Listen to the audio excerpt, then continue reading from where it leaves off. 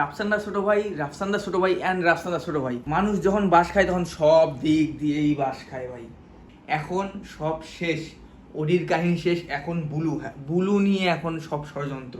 কিছু কিছু মানুষ এই সস্তা ভিউজ কামানোর জন্য রাফসানদা ছোট ভাইয়ের সব কিছু নিয়ে কথা বলতেছে ভাই। এখন একটা ভাইরাল টপিক হয়ে গেছে যেন রাফসানদা ছোট ভাই ভালো কোনো ব্র্যান্ডের মতো কোনো আধুনিক যন্ত্রপাতি ছাড়াই এবং কোনো অনুমোদন ছাড়াই এবং গরিব দুস্থদের নিয়ে নোংরা পরিবেশে তৈরি হচ্ছে এই ব্লু, কিছু পোস্টে জানা যাচ্ছে।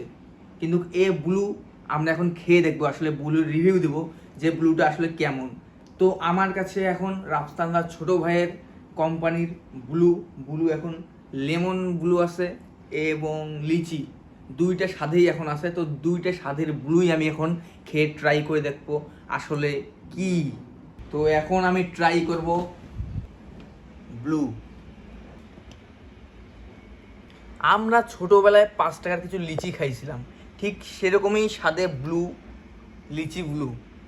এটা স্বাদ জাস্ট ওয়াও, আর কিছুই বলা নাই। যারা যারা এতদিন পর্যন্ত খেয়েছেন তারা তাই বুঝতে পারবেন এটা স্বাদ কেমন। কেউ উপরে উঠে তখন তার পা ধরে কীভাবে নিচে